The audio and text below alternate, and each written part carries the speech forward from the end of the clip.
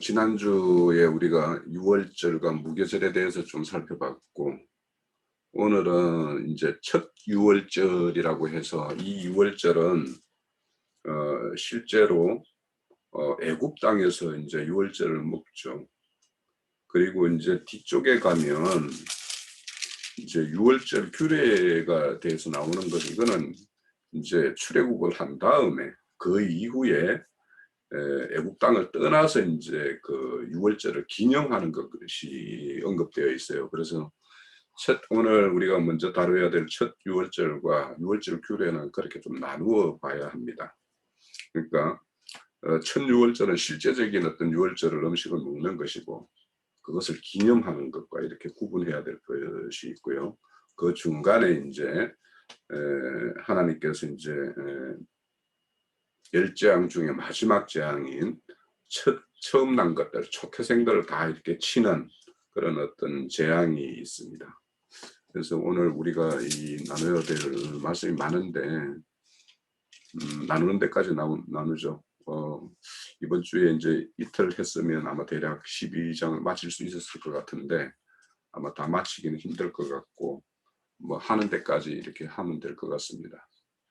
그래서 우리가 유월절에 대한 내용들을 어느 정도 이제 이해를 가지고 있고, 또 처음 난 것에 대한 어떤 의미 이런 것에 대해서도 우리가 공유하는 면이 있기 때문에 그렇게 어렵지 않게 우리가 이 내용들을 좀 이렇게 하나하나 이렇게 살펴볼 수 있을 거라고 생각이 되니까, 지금부터 이제 한 2주간 된 것 같으니까 한번 이 내용에 대해서 한번 살펴보죠. 자, 먼저 우리 오늘 이 내용을 열어주실, 오늘 유 형제님께서 열어주시는 날인가요? 예. 형제님 먼저 축하드립니다. 참 집안에 좋은 일인데 부럽습니다. 감사합니다. 아유 정말 예. 응원해 주시고 예. 감사합니다. 저 사진으로 다 지체들이 같이 있는 거 보니까 참 보기가 좋았습니다. 참 거리가 먼 관계로 지체들하고 같은 그런 행사가 있어도 같이 하지 못한다는 게 조금 아쉽긴 합니다. 축하드리고요. 오늘 본문에 보면은 처음에 이제 우설초가 먼저 나오거든요. 우설초에 대해서 카페에 그 사진도 올려놓고 그렇게 해서 사진도 제가 보고 했는데, 이제 한국에서는 우설초라는 그 단어를 쓰고 이제 일명의 이제 새 무릎, 이게 그 소의 그 무릎처럼 그 사진으로 보니까 진짜 소 무릎처럼 그렇게 뻘떡 튀어올랐더라고요, 거기가. 그래서 이제 우설초라고 그렇게 했다고 그러는데, 근데 성경에서 말하는 그 우설초라고 번역된 그 단어는 성경에서는 그 히브리 말로 에조브라는 그런 단어를 쓰고 있거든요. 이게 일명 이제 마요람이라고 하는 그 식물 이름이에요. 그 마요람이라고 하는 식물 이름인데, 그 마요람은 이제 주로 지중해 연안이나 북아프리카나 서남아시아 이쪽 지역에서 주로 많이 자라는 그쪽이 원산지인 그런 식물입니다.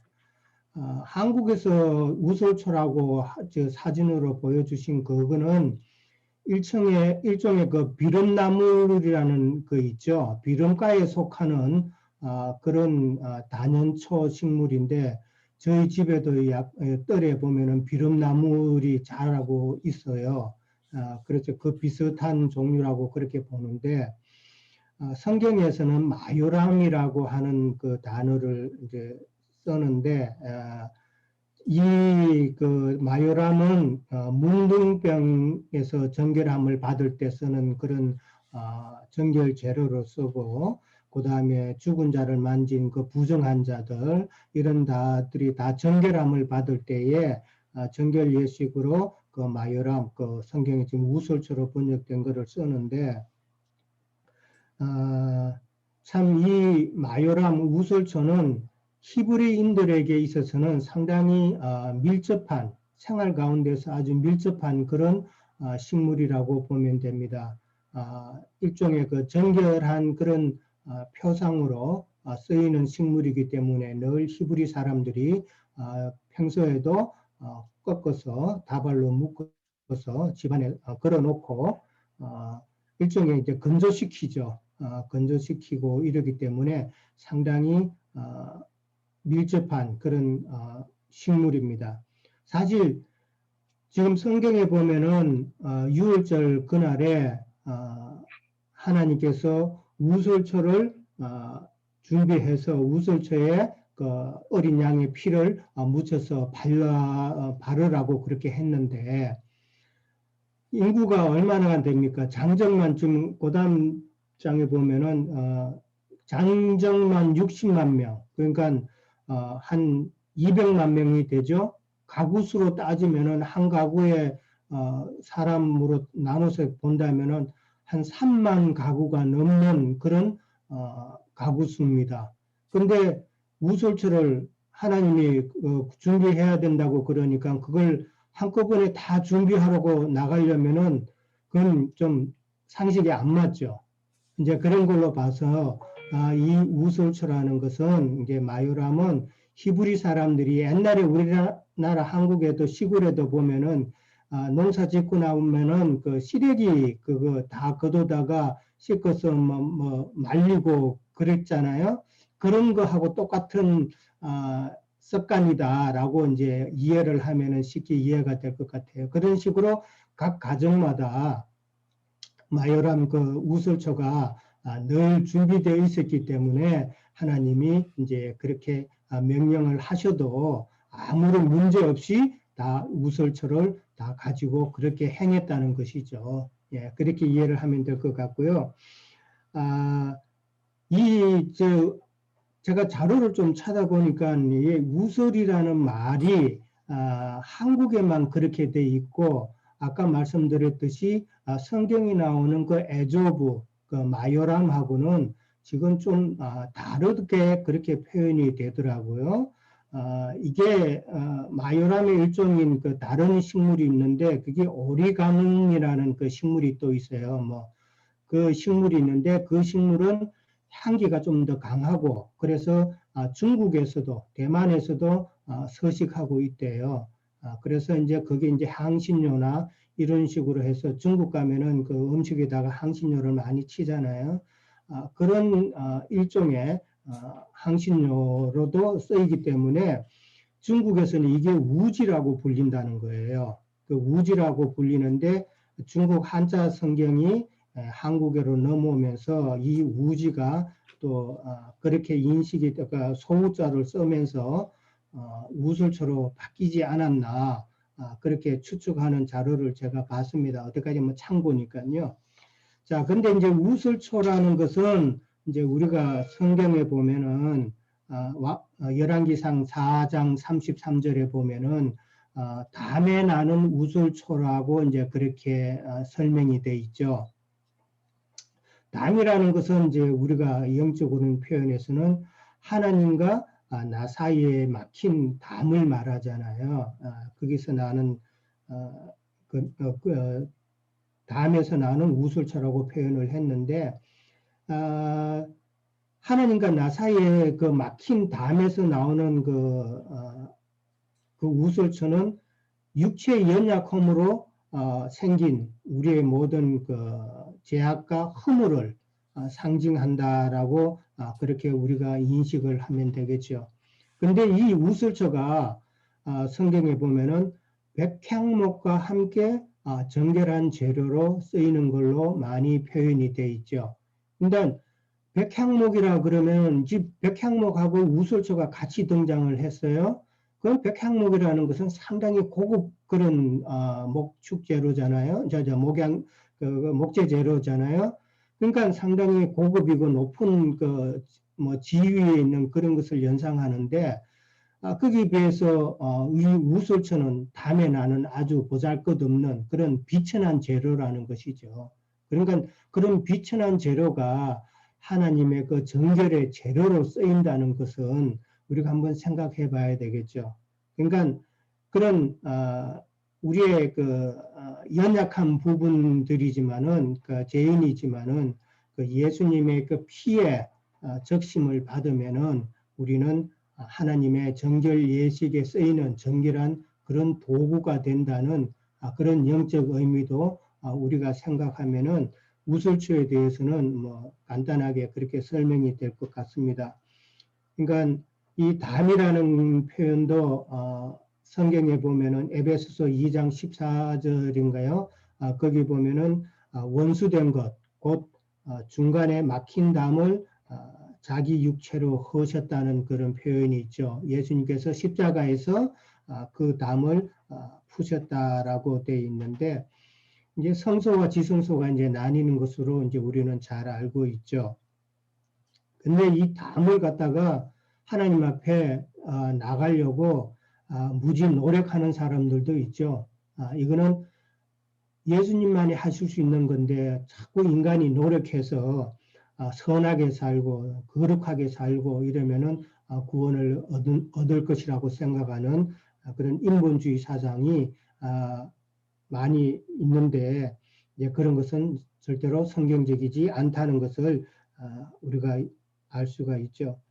이제 우설초로 이제 피를 바른다는 것은 이제 결과적으로 죄인된 자를 하나님의 은혜로 우리에게 닥칠 재앙이 넘어가는 것을 우리가 인식하면 된다고 그렇게 생각을 합니다.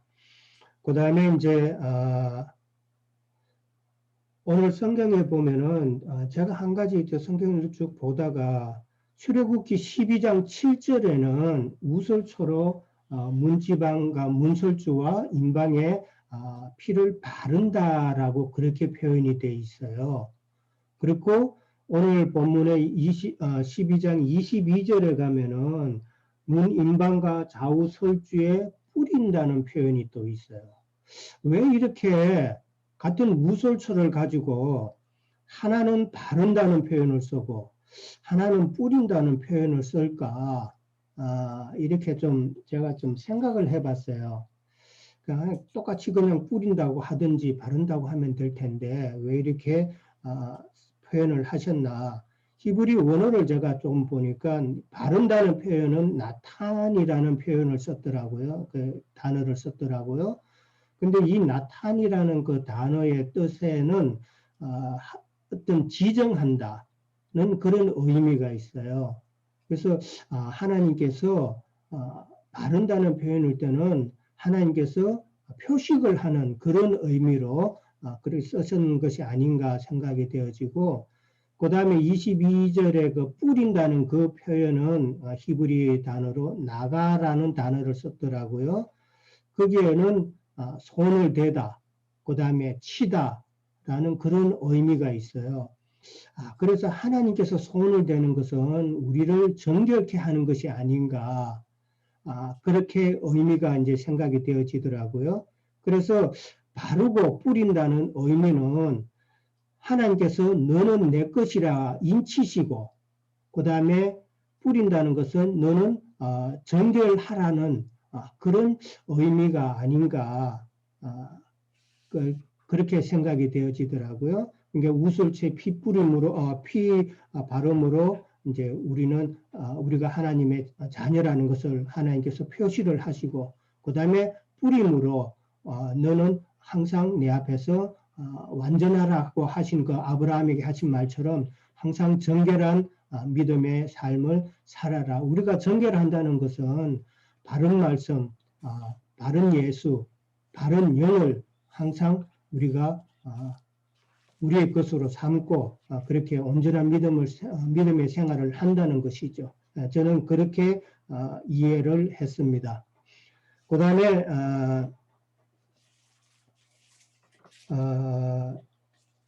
본문에도 보면은 이 아침이라는 단어가 나오거든요.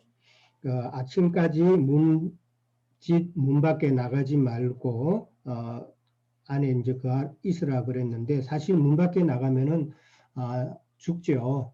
그날은 재앙의 밤이기 때문에 나가면 죽는 것이죠. 이게 이제 저는 이제 나가지 말라는 것은 참 진리의 말씀이 있는 교회 안에서 나가지 말라는 그런 의미로 저는 받아들였고요. 그 다음에 이 아침이라는 단어가 제가 이게 성경을 쭉 보면서 또 이게 조금 생각이 되더라고요. 지난번에 했던 그 6월절에 보면은 그 12장 10절에 보면은 그 밤에 그 음식을 다 먹고 아침까지 남겨두지 말라라는 표현이 있어요. 거기에서도 아침이라는 표현이 있는데 그 다음에 오늘 본문에서 아침까지 집 문 밖에 나가지 말라고 그랬거든요. 그래서 이 아침이라는 표현이 지난주에 제가 이제 말씀을 나누면서 그 머리와 다리와 내장을 다 불에 구워 먹는 것을 이제 원 사이드만 제가 설명을 한 것 같았는데, 그래서 이제 뭐 우리의 생각과 행위와 뭐 우리의 그 세상적인 것을 다 태운다는 그런 쪽으로만 생각했는데, 지금 제가 다시 또 무슨 말씀을 묵상하면서 지금 6월절 음식을 먹는 거는 어린 양을 지금 먹는 거잖아요. 어린 양은 지금 성경에는 머리와 다리와 내장이라고 그렇게 되어 있지만은 히브리 원어에 보면은 이게 알파와 오메가, 즉 처음과 끝이라고 되어 있다고 그래요. 그러니까 지금 6월절 머리와 다리와 내장은 어린 양의 머리와 다리와 내장이기 때문에 처음과 끝 대신 알파와 오메가 대신 그런 의미로 받아들이면은 그리스도의 말씀이라는 것이죠. 그리스도의 말씀을 온전히 그 밤에 먹고 구원을 이루어야 되는 것이죠. 그러니까 그 밤에 음식을 다 먹고 아침까지 남겨주면 안 된다는 것이죠. 그러니까 그 밤은 구원의 밤인 것이죠. 다 먹어야 되는 것이고, 아침은 거기서 아침까지 남겨두지 말라는 것은 그 아침은 우리가 주님 앞에 서는 그날이 아침이 아닌가, 저는 그렇게 생각이 되어집니다. 그래서 그렇게 보면은 아침까지 집 문 밖에 나가지 말라. 그러면은 우리가 신앙생활을 온전히 이루고 주님 앞에 가는 그날까지 참 진리의 말씀 안에 거하라는 그런 의미로 이해가 되더라고요. 이제 뭐 저는 그렇게 이해를 했는데 우리 지체들은 어떻게 뭐 또 어그리 하시는지 모르겠습니다. 예. 그렇게 해서 아침을 저는 그런 식으로 생각을 했고요. 그 다음에 이제 항상 늘 이게 지금 여러 번 나오는데 6월절에 지키면서 영원한 규례로 지키라고 늘 이야기를 하십니다. 사실 6월절의 핵심은 어린 양의 피죠. 어린 양의 피고 이 어린 양의 피는 우리 그 복음의 기초잖아요. 이 기초가 변질되면은 안 되는 것이죠. 요즘은 기초가 변질되어 가지고 뭐 교계에 뭐 이름 있다 하는 자들도 엉뚱한 데 가가지고 다른 종교에도 구원이 있다 이런 헛소리를 하잖아요. 그 참 답답한 노릇이죠. 복음의 기초를 흔들어 버리는 그런 무매한 자들인데 지난번에도 말씀드렸다시피 지키라는 의미도 어떤 행위를 뭐 매번 지키라는 것이 아니라 그 6월절의 그 의미를 다시 한번 되새기고 그 의미가 변색되지 않도록 하라는 것이죠. 예. 이제 이 6월절이 한면으로는 애굽 사람들에게는 심판의 날이지만은 또 히브리 사람들에게는 참 기념할 만한 그런 날이죠. 그래서 영원한 규례로 이제 지키는 것인데 사실 히브리인들이 지금 애굽에서 나와서 가나안 땅으로 이제 들어가려면은 사실은 첫 단추가 6월절이잖아요. 6월절 없이는 가나안 땅에 들어갈 수가 없잖아요. 우리가 예수를 믿음으로 구원받지 않은 영으로 구원받지 않으면은 혼의 구원을 이루고 할 수가 없는 것이잖아요. 그런 의미로 이해를 하면은 될 것 같습니다. 그 다음에 이제 요한복음 12장 31절에 보면은 이제 이건 좀 중요한 거니까 제가 한번 읽어 드릴게요. 요한복음 12장 31절. 이제 이 세상에 대한 심판이 이르렀으니 이 세상의 임금이 쫓겨나리라.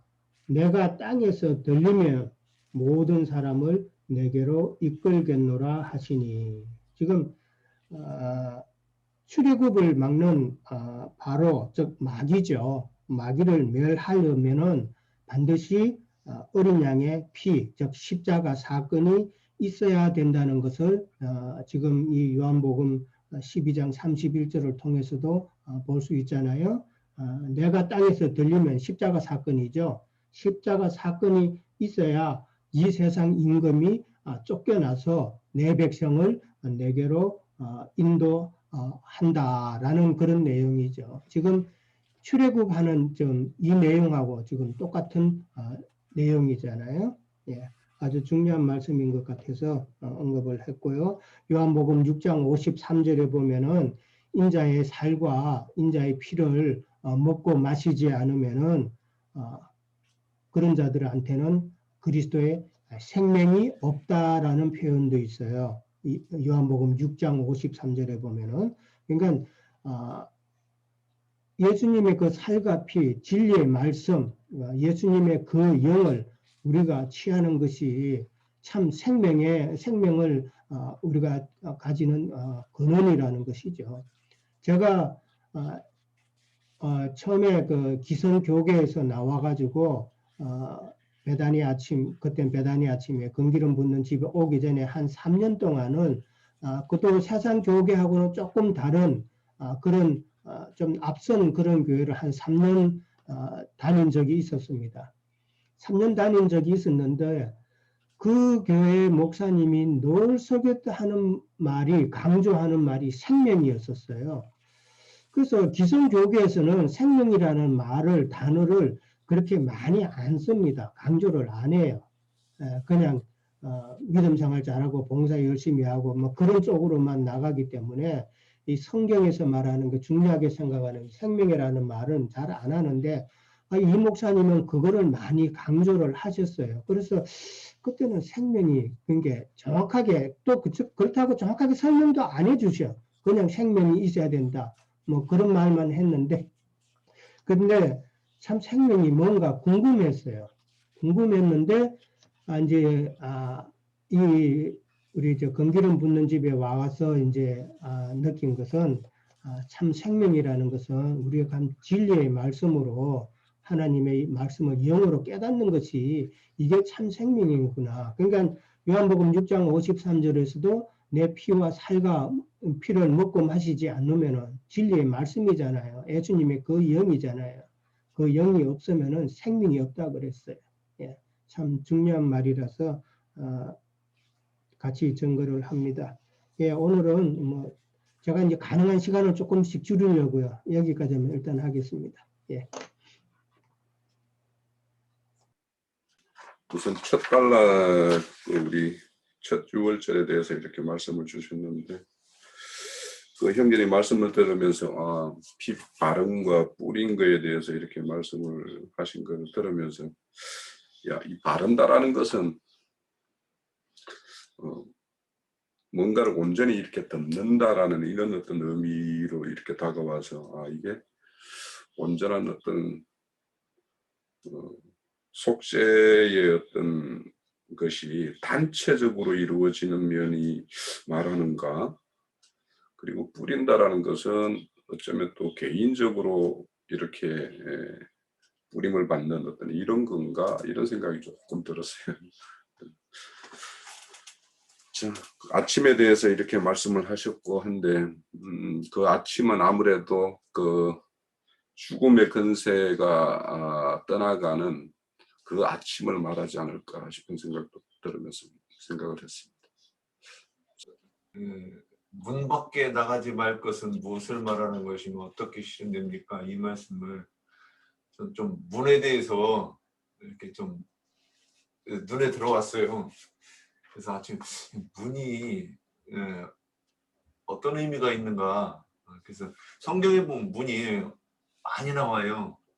성문, 대문, 적은 문, 뭐 이렇게 그러면 거기에 다 의미가 있을 것이고, 이 문을 통해서 어떻게 뭘 말하는 것인가. 또 중요한 게 감옥문도 있어요. 감옥문. 그래서 그 문에 반대되는 그 개념은 또 뭔가 그럼 담이죠. 문은 들어오고 나갈 수 있는 것이고 담은 이쪽으로 들어오면 안 돼.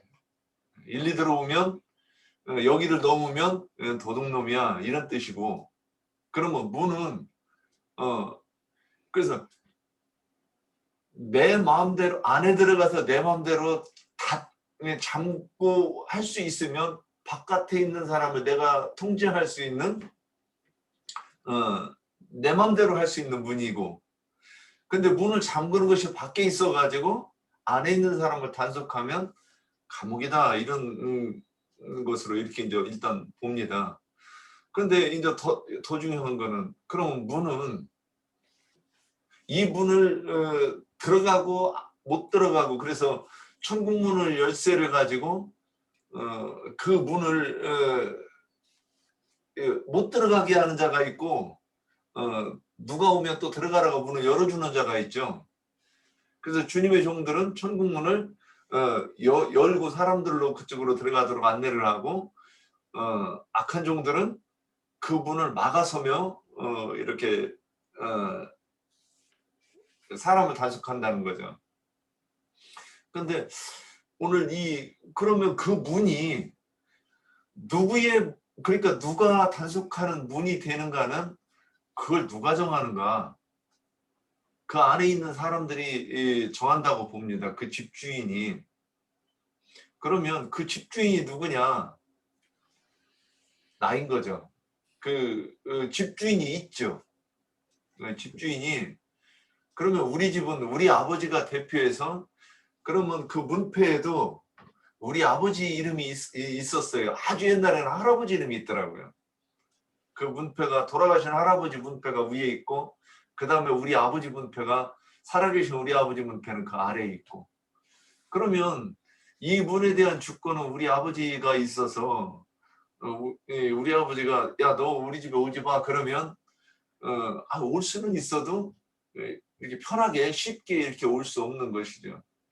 그러면 이 문을 오늘 이제 그 우슬초로 피를 뿌렸다 그랬을 때, 그러면 그게 무슨 뜻인가? 그것은 그리스도의 피를 그 어린 양이 이제 그리스도의 피라는 거 우리는 다 아니까. 그럼 그 피를 바르면 첫 번째 피를 바르고 그 다음에 고기를 구워 먹는다는 거죠. 그럼 이게 이제 조금 더 이렇게 우리가 좀 이렇게 자꾸 이렇게 표현하고 설명이 돼야 전도할 때 또는 우리도 이렇게 유익이 될 것 같은데, 그래서 이게 무슨 뜻인가 이제 조금 더 묵상해 봤습니다. 그러면 그리스도의 피를 바르고 난 다음에 그 다음 순서가 이제 고기를 구워 먹는 것이지 않습니까? 그러면 내 살과 피를 이제 마지막 주님과 제자들과 유월절을 지낼 때 주님께서 이 내 살이니 받아 먹으라, 내 피니 받아 마셔라 이렇게 말씀하셨는데, 그럼 피가 무엇인가? 그 주님의 영이고, 또 그럼 주님의 영은 뭐야? 그러면 주님이 가르치신 교훈, 그분의 정신을 말씀하는 거죠. 그럼 그분의 정신과 그분의 말씀이 그 집 문에 이렇게 있다고 그러면 누가 봐도 이 집은 주님이 집이다 이런 표현이 되는 거죠. 그래서 죽음의 사자가 와서 이거는 이 심판의 집이 아니네, 넘어가고 유월이 된다는 것이죠. 그럼 그 안에서 주님의 살을 먹고 그 뼈는 꺾지 말고 이제 이런 표현들이 있고, 밖으로 나가지 말라 그러는데, 밤 기간 동안에, 그럼 밤 기간이라고 하면 해가 진 이후고 그러면 해가 비치지 않는 것인데 그 동안에는 그 집집마다 물론 불을 켤 겁니다. 어떤 불을 켜는지는 이에 따라 다르겠지만 그러면 그 안에서 가족들이 고기를 구워 먹는 그것은 또 주님의 살을 먹는 것인데 그러면 그 먹음으로 인해서 그 사람이 이 애굽에서 있었던 이 기간을 또는 애굽 사람으로 살던 이 기간을 주님의 말씀을 살을 먹으면서 우리가 이제 이 애굽 사람이 아니구나. 우리는 이제 애굽을 나가야 되는구나. 이것을 다지는 그 기간이라고 이렇게 좀 묵상을 해봤습니다. 예, 더듬어서 좀 그렇긴 한데 표현을 처음 해보다가 보니까 이렇습니다. 여기까지입니다. 형제님이 이 말씀을 이렇게 보시는 관점이 참 좋은 게 하나 있어요. 우리 말씀을 생각해 볼 때 항상 보면 그 반대적인 개념을 생각하면은 이것이 뭘 하는가 이해가 상당히 좀 쉽게 다가오는 면이 있어요. 항상. 그래서 금방 그 문과 담을 이렇게 대조시켜서 이렇게 말씀을 하신 거 이걸 보면서 이제 제가 그 뭐 말씀에도 있지만 그 집 밖에 나가지 말라 하는 거는 이제 그 집이라는 거는 어린 양의 피 발린 집이죠. 피 발린 집인데 그러니까 그것이 어찌 보면 이 문 안과 밖이라는 거는 사망과 생명 세계의 어떤 경계를 딱 이루는 지점이에요. 그러니까 거기를 나가면 사망으로 떨어지는 것이고 그날 그 밤에 권세에 의해서 다 초태생이고 뭔가 다 멸할 때 다 멸해질 수밖에 없는 것이고 그래서 우리가 신앙이라는 것도 어찌 보면 우리가 이제 육신을 입고 살다가 보면 때로는 이제 세상 것들과 이렇게 접촉하지 않을 수가 없어요. 그렇지만 그게 경계가 있어야 된다 이거죠. 우리 스스로가.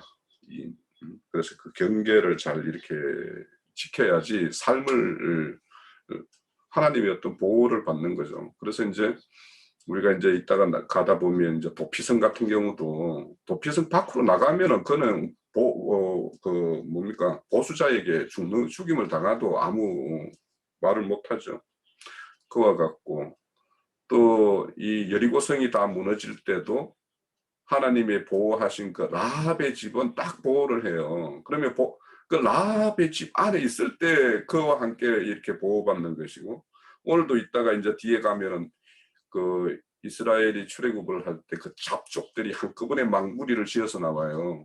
그럼 그 잡족들이 어떻게 해서 나왔는가에 따라서는 진짜 이 하나님이 그 애굽 땅에서 이렇게 열장을 행사하는 걸 보니까 놀라운 하나님이시다라는 걸 알고 참 하나님은 이분이다라는 걸 알고 나온 사람도 보고 나온 사람도 있겠지만 누가 그 카드를 뭐 소문 듣고 나온 사람도 있을 거고 누가 우무리를 지어가니까 또 우리도 나가야 되는갑다 하고 뭐 아무 생각 없이 그냥 막 이렇게 나온 사람도 있을 거예요.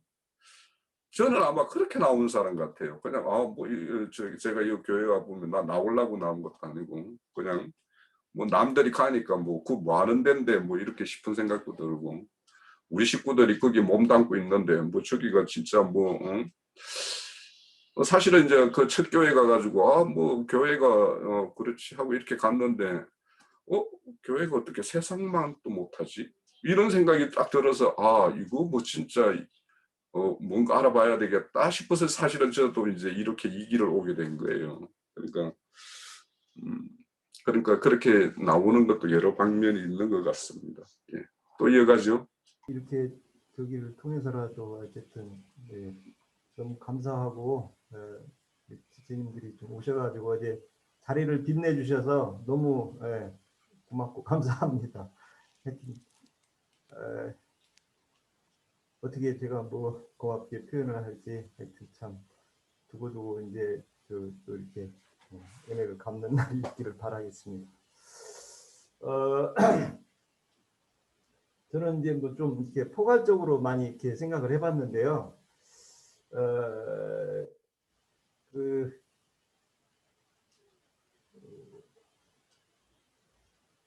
400 몇십 년 만에 이제 나오는 그 하나님의 말씀을 이렇게 이루어지는 그런 장면과 또 그 이제 60만이 나오게 되죠. 60만. 예, 장정이 60만이라고 보병하는 장정이 60만 가량이라고 되겠는데 그 창세기 17장인가요? 그 아브라함에게 이제 그 약속을 해서 그 400년 만에 이제 창세기 46장이군요. 46장에 그 400년 만에 나오려고 했는데 430년에 나왔는데 이제 그 이런 숫자들을 이렇게 볼 때 왜 60만이 나오고 그 400년을 이렇게 채우나 하는 그런 생각을 저도 초기에 참 많이 했었고 이제 우리 형제님 통해서 어떤 수의 그런 개념들을 우리가 많이 배웠잖아요. 이제 저도 그래서 이제 우리가 뭐 머릿속에 그냥 착착 이렇게 생각이 나는데 한 분은 이제 일은 한 분 하나님을 상징하고 둘은 이제 두 증인, 삼은 뭐 증인과 성령, 이제 나를 포함한 이제 증인들을 하고 사는 온천지 사방인데 이게 이제 보면은 그 우리도 이제 셈족이니까 그 사는 그 죽을 사자라고 그래가지고 고난수로 얘기하잖아요. 세상에 있는 동안은 그 고난의 그런 상징하는 죽을 사를 이렇게 많이 그 사자는 참 싫어하는 것 같아요. 우리 그 한국 사람들은 사자 죽을 사자라고 그래가지고 싫어했던 그런 기억들이 많이 있는데 사실 인생은 어떻게 보면 저는 가끔 전도하면서 얘기하는데 인생이 그렇게 행복 찾아서 헤매지 마. 아유 저 뭐야 고난 받으라고 태어난 거야. 이렇게 얘기하면 어떤 사람은 막 눈을 흘기더라고요. 왜냐하면 사실 그 어제 그 제가 이제 자녀를 결혼을 시키면서 나가서 그 이제 우리 형제님이 준 글도 있어서 난 그거를 쓰고 싶어가 그 축복을 해주고 싶어서 이렇게 했더니 그 아들놈이 그걸 보더니 아이고 아빠 왜 축복을 안 해주고 뭔 이상한 소리만 했냐고 안 되겠다고 도저히 자기 그거 말 받기 싫대요. 그래? 그럼 뭐 너 하고 싶은 대로 해야지. 네가 그럼 글 써줘. 내가 뭐 읽어줄게. 그래서 나인지님은 왜 그거 해줬는데 왜 그걸 안 읽을까 하는 생각도 좀 들고 그래서 참 진짜 만감이 교차했습니다. 하여튼 이게 세상 태어나면 이 축복받기를 좋아하지 좀 진정한 축복에 대한 의미를 이 사람 참 이걸 가르쳐주기가 참 때가 돼야 하여튼 그게 받을란지 난 참 어렵고 그런데 이렇게 왜 60만이 나오고 6은 이제 아까 얘기했듯이 그 사람의 수잖아요. 6은 이제 사람의 수. 이 60만이면 사람의 수가 나와요. 이 광야 신앙은 이게 사람의 수를 이 상징한다고 보면은 이 시사하는 바가 굉장히 크다고 봐요.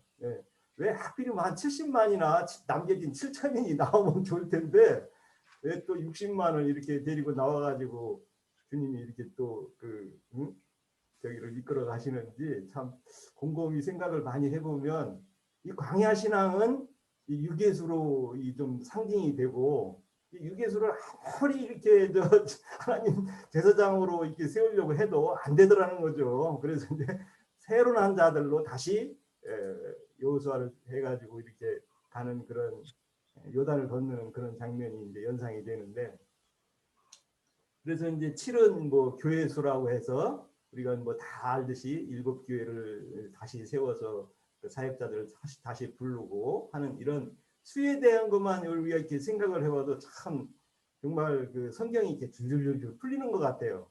보면은.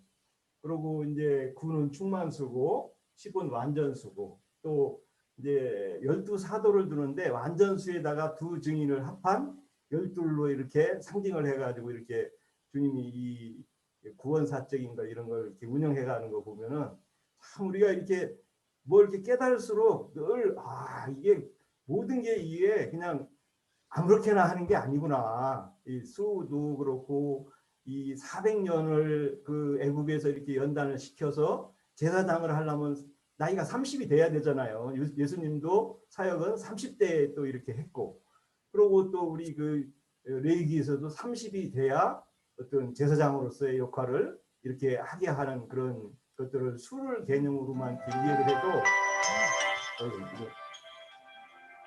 아유 죄송합니다. 연락을 안 오는데 뭔 얘기 하려겠던가 잊어먹었지 뭐.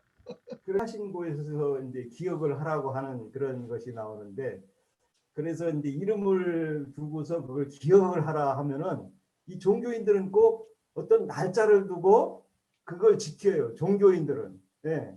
그런데 사실은 이제 우리가 그 진리 안에서 신앙을 보면은 그 어떤 날짜를 기념하라는 게 아니라 그날 너를 구원했으니까 새로운 그 삶을 살아가는 것을 기억하라는 것이지, 너를 구원한 나를 기억해 가지고 새로운 그 더불어 주님과 동행하면서 그런 그 너를 구원한 그것을 가치를 두라고 했는데, 이 종교인들은 그거를 어떤 나를 둬 가지고 기념해 가지고 이렇게 변개를 시켜서 그 나를 뭐 이렇게 존중해서, 요즘 이제 부활절 뭐 곧 다가오는데 뭐 나인진이 가끔 얘기하면 그 삶은 거랑 계란 그거 맨날 먹어봐야 부활되는 것도 아니다. 정말 진리의 말씀이 들어오고 우리가 진리 안에서 그 새 사람이 늘로 새로워져야 정말 주님 앞에 서는 날, 새벽이 되는 날, 우리 그 유영진님 증거했듯이 주님 앞에 서는 그날 부활의 생명으로 나타나는 것이지, 이 밤바다에서 뭐 맨날 삶은 계란 맨날 먹어봐야 그거 부활되는 것도 아닌데, 참 어떤 나를 기념하는 거 보면은 그 종교인들이 그렇게 그 변개시켜 가지고 이 생명의 길을 가는 것을 참 이렇게 차단하고, 또 그 저는 이제 뼈도 꺾지 말라 이런 말을 이제 이렇게 이제 또 이렇게 생각을 해봤는데, 그 뼈라는 게 이제 근원이고 어떤 그 뭐야 주님의 그 시작부터 끝까지 모든 것을 이렇게 상징하는 거잖아요. 그래서 주님은 그 이제 마태복음이나 이런 데서도 보면 족보를 쫙 이렇게 했는데, 이 종교인들은 이 토막뼈를 가지고 말씀을 토막친다고 그래요. 신학교 가면 토막 쳐가지고 자기네 필요한 대로 짜집기를 탁탁탁 해갖고 필요한 대로 갖다 접목을 시키는 거죠. 뼈를 꺾어가지고 전부. 근데 사실은 그 주님이 얘기했듯이 우리는 창세기 시작서부터 모든 그 말씀의 이 족보와 계시들을 전부 이 계시록 끝까지 22장 21절까지 쫙 이게 흘러가는 물로 잘 따라서 이해를 해야 진리에 이르고, 진리의 어떤 막힘이나 흐름이 없잖아요. 그대로 이렇게 따라서 가는 뼈의 그런 질서대로 쫙 있는. 그런데 그 이렇게 그 새로운 이단들이나 그 어떤 그 세속화된 그 교파교회 이런 사람들을 보면은 말씀을 부분 이용해 가지고 자기네 필요한 대로 종교 집단에 유리한 대로 이렇게 전부 꿰맞춰서 그것을 가지고 적용을 한다는 거죠. 그런데 그래서 이렇게 쭉 흐르는 말을 해주면요 전혀 이해를 못해요. 그분들은. 네, 전혀 이해를 못하더라고요.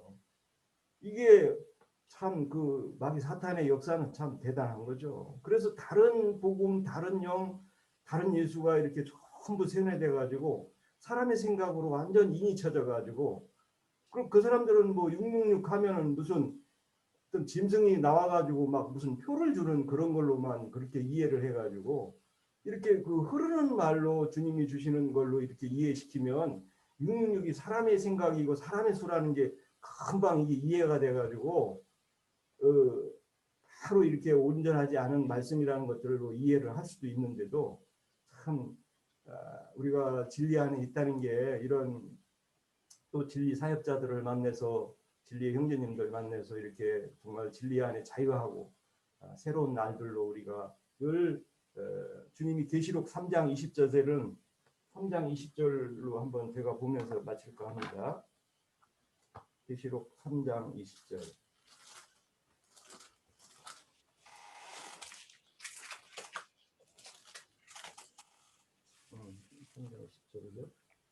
라오디게아에게 이제 한 말인데, 볼지어다 내가 문 밖에 서서 두드리노니 누구든지 내 음성을 듣고 문을 열면, 아까 문 얘기도 했는데 내가 그에게로 들어가 그와 더불어 먹고 나는 그와 더불어 먹으리라.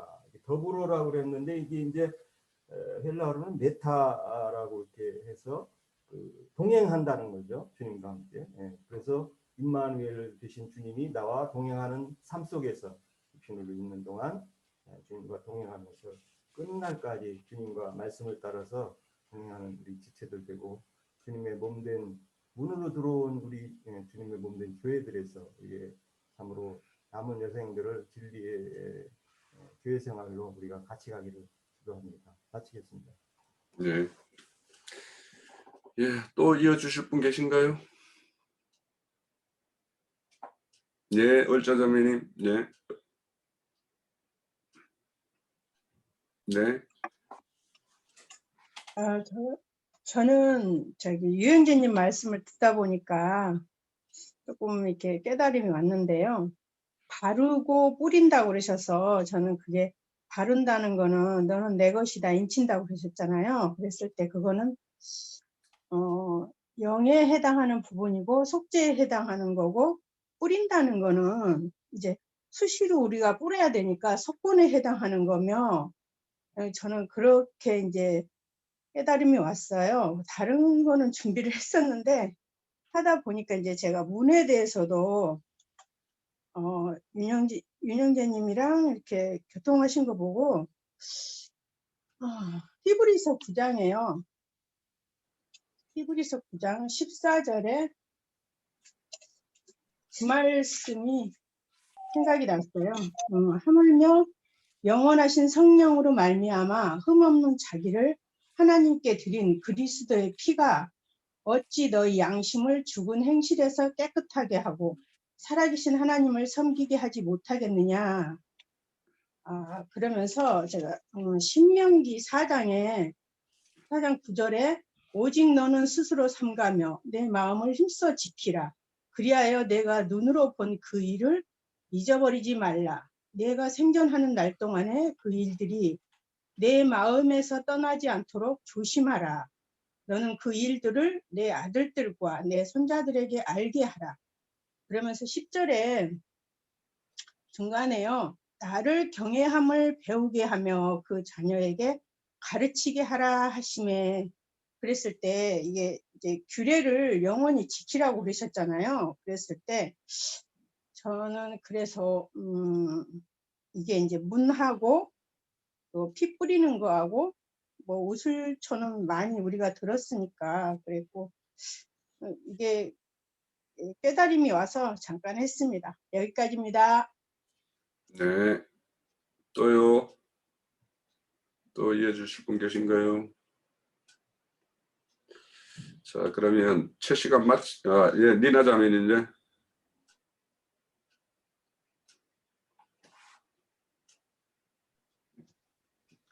네, 저는 여기 2번에요. 왜 이것을 영원한 규례로 지킬 것을 요구할까요? 한 데에 대해서 좀 말씀 좀 드릴게요. 그 지킬 것이라는 것은 위에서 우리가 본 것처럼 문인방과 좌우 문설주에 피를 뿌리고 그것을 규례로 삼아서 영원히 지키라 하는 것이었잖아요. 그러면은 문이라는 것은 우리의 생각을 의미하는 것이니까 문설주와 인방을 다 피를 뿌리라 할 것 같으면은 주님의 그 생명의 그 피, 생명의 피에 대한 그 능력으로 인해서 우리가 마귀의 유혹도 받을 수도 않고 또 물론 그러기 전에는 우리가 또 정결한 우리의 마음 자세가 될 것이고 그로 인해서 주님의 생명의 능력의 피로 우리가 마귀의 틈을 타는 것에서도 보호를 받는다 하는 그런 의미를 좀 제가 받았어요. 그래서 그로 인해서 우리가 믿음 생활을 해야 될 것 같으면은 영원토록 우리가 그러한 자세로서 믿음 생활을 할 때에 반드시 그렇게 해야만 될 것이 우리에게 주어진 기본 자세다 하는 것으로 느껴졌어요. 그리고 그 밑에에 6월의 사건을 우리에게는 어떻게 무엇으로 이루어졌습니까?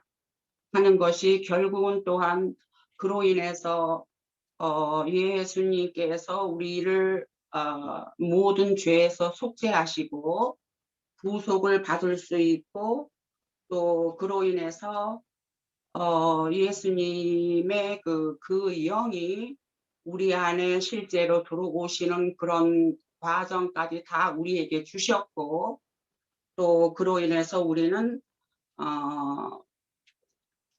온전한 구원을 이루어서 우리가 하나님과 영생할 수 있는 주님과 영생할 수 있는 그러한 모든 복을 받을 수 있는 그런 것으로 이루어졌다고 그렇게 보았어요.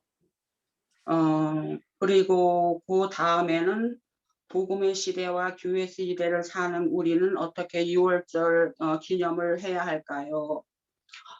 이 말씀을 보니까 그 고린도전서에서 사도 바울께서 우리는 항상 성만찬식을 하는 것이 아니라 우리가 듣고 또 실제로 또 어떤 때는 경우에 따라서 우리가 또 만져보기도 하는 그런 체험을 통해서 주님의 복음을 전하는 그 길이 주님께서 우리에게 부탁하신 그러한 일이다 하는 것으로 생각이 되어져요. 네, 여기까지 할게요. 네. 예. 그래서 제가 말씀에서는 어디를 봤냐 하면요. 히브리서 10장 22절 우리가 마음의 뿌림을 받아 악한 양심으로부터 벗어나고 몸은 맑은 물로 씻음을 받았으니 참마음 온전한 믿음으로 하나님께 나아가자 하는 이 말씀에서 제가 조금 전에 규탄한 것이 같이 나가지 않나 하는 생각이 들었어요. 네. 방금 자매님이 이제 그 문에 대해서 이야기할 때 제가 문이라는 것은 사람의 어떤 생각이다라는 걸 딱 첨언을 하려니까 딱 첨언을 주셨는데, 그러니까 결국에는 우리 스스로도 이제 어린 양의 피발림이 된 사람이라면 우리의 생각과 마음들이 뭔가 악한 것으로부터 더러운 것으로부터 틈타지 않게 이렇게 지킴을 받는 사람들이거든요. 그러니까 우리 스스로가 그런 걸로부터 어떤 정결한 또 거룩한 그런 거룩함을 이루어가고 있는지 이런 것들이 이제 실질적으로 우리에 적용되는 6월절의 의미일 거라는 생각이 듭니다. 자, 우리 그 첫 시간을 마치기 전에 시편 51편을 한번 보고 시편 51편을 보고 일부를 마치고 둘째 시간으로 잠 들어가도록 그렇게 할게요. 자, 한 1절에서 한 10절까지 읽어볼 것인데요. 이 시편은 51편은 다윗이 밧세바와 동침한 이후에 좀 시간이 지난 상황입니다. 그때 이제 선지자 나단이 와가지고 다윗의 죄를 이렇게 지적하고 했을 때 그 다윗의 죄가 이렇게 지적받았을 때 다윗이 이제 쓴 시편입니다. 하나님이여 주의 인자를 따라 내게 은혜를 베푸시며 주의 많은 긍휼을 따라 내 죄악을 지워주소서. 그러니까 나단이 이렇게 다윗이 이렇게 저지른 죄를 이제 딱 이렇게 들춰냈을 때 이제 다윗이 하는 시편입니다. 나의 죄악을 말갛게 씻으시며 나의 죄를 깨끗게 하소서. 무릇 나는 내 죄가를 아오니 내 죄가 항상 내 앞에 있나이다. 내가 주께만 범죄하여 주의 목전에 악을 행하였사오니 주께서 말씀하실 때에 의로우시다 하고 주께서 심판하실 때에 순전하시다 하리이다. 내가 죄악 중에 출생하였으며 어머니가 내 죄 중에서 나를 잉태하였나이다. 보소서 주께서는 중심이 진실함을 원하시오니 내게 지혜를 엄밀히 가르치시이다. 우슬초로 나를 정결케 하소서. 내가 정하리이다. 나의 죄를 씻어주소서. 내가 눈보다 희리이다. 내게 즐겁고 깊은 소리를 들려주시사 주께서 꺾으신 뼈들도 즐거워하게 하소서. 주의 얼굴을 내 죄에서 돌이키시고 내 모든 죄악을 지워주소서. 하나님이여 내 속에 정한 마음을 창조하시고 내 안에 정직한 영을 새롭게 하소서. 쭉 이런 어떤 내용입니다. 여기에도 보면 이제 그 우슬초에 대한 것이 나와요. 그래서 우슬초로 나를 정결케 하소서. 그래서 우슬초는 우리가 앞서서 형제님이 이제 그 증거해 주셨듯이 문둥병을 치유받은 자가 온전한 자 정결 의식으로서 행할 때 우슬초로 이렇게 시선을 받는 거고, 또 시체를 만졌을 때 그 자를 이렇게 정결케 할 때도 우슬초로 이렇게 하는 게 나와요. 그리고 참고로 열왕기 아까 4장 33절에 언급된 백향목과 우슬초, 그러니까 왕 솔로몬이 지혜가 하도 커서 지혜가 깊고 넓어서 백향목에서부터 가장 미천한 우슬초까지도 다 헤아릴 수 있는 어떤 그런 왕이었음을 이렇게 이야기할 때 백향목과 우슬초라고 이렇게 대조를 이루고 있어요. 그래서 백향목이라면 거대한 어떤 이 형상을 이루고 있는 어떤 그런 걸 상징하고, 우슬초라면 아주 보잘것없는 어떤 이런 걸 상징하는 걸로 이제 우슬초를 언급을 합니다. 그래서 이 정도로 첫 시간을 마치고 한 몇 분 쉬었다가 두 번째 시간을 이어가도록 하죠.